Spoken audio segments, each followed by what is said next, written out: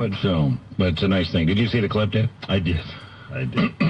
So, all right, it's 6:43 in the morning, and among those that we wanted to get to this week is Skip Talbot in regards to talking about this outbreak of tornadoes on Sunday.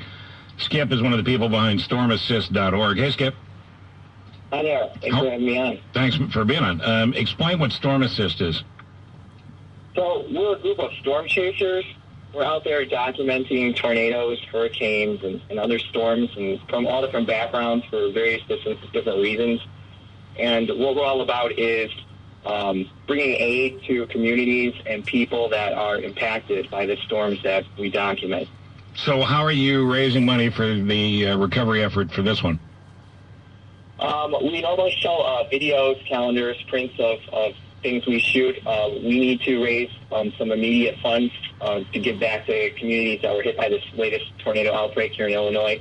We've made some T-shirts that have a list of the communities impacted by these tornadoes and some of the tornado tracks. So it's a good way to raise awareness for the event and show your support for these victims. And 100% of the profits will be going to the victims of this tornado outbreak. You can check it out at stormassist.org, and there's an app there. And you guys get, not you particular, but storm chasers get mixed pub on this stuff. Because, well, a lot of storm chasers are bringing in really important science in regards to how tornadoes develop, the tracks they take, and so on. Some of you guys are just, considered to be cowboys who are creating more problems for EMTs. So how do you fix the image of storm chasers? Sure. There's a lot of very active campaigning within the community to make sure that we have a good public image, that people are taking care to do the right things in terms of disaster situations, providing help when they can, getting out of the way when it's needed. Most chasers are very, very conscious about trying to give back to the communities that they see impacted, and also providing a very positive influence to those areas as well. Some act as first responders, providing first aid to victims. Some a lot help us with the disaster cleanup teams, and most of us also act as a source for the National Weather Service to report the severe weather as it happens. Have you come to a point in any of the storm chasing you've done where you've gotten too close and you got out just in time? We've seen one of the Weather Channel guys whose weatherproof RV of sorts was flipped about 17 times a couple of storms ago, and there was another storm chaser this time who got caught in it. Actually had his kid with him. Have you come close? Sure. I think every chaser will have their moments.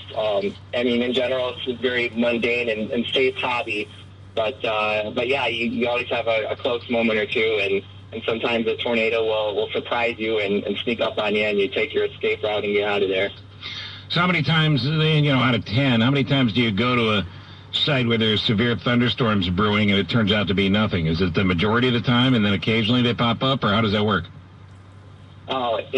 It's a lot of driving for hours and hours and hours and then sitting in the middle of nowhere, and then sometimes nothing happens. So I would say on a given, maybe 5 out of maybe once in 5 or once in 8 times we see a tornado every time we go out. But yeah, it's a lot of driving, a lot of waiting, and a lot of times nothing happens. Well, if you're impressed by the power of Mother Nature, it's stormassist.org. And obviously I like the idea that you're raising money for these folks, so we wanted to get you on to do it. But what's your message for some of these folks who just want to go chase a storm and don't know what they're doing? Yeah, it can be very, very dangerous. And we've seen recently that we lost a couple of storm chasers, some very well-respected storm chasers too. And that just sent a clear message to everyone that this can be a very dangerous endeavor. So people need to take care that they take the right precautions and they are out of harm's way when it comes to storms. If people who are interested in storm chasing should go to the National Weather Service and get spotter training and read up a lot about the hobby itself before they take to the roads, because these are very dangerous storms and they're not to be messed with. Yeah, know what you're doing. Stormassist.org. Keep raising that dough, Skip. Thanks, man. Thank you very much. Skip Talbot, stormassist.org. we'll get to traffic here and then tell you what else is coming up on the program.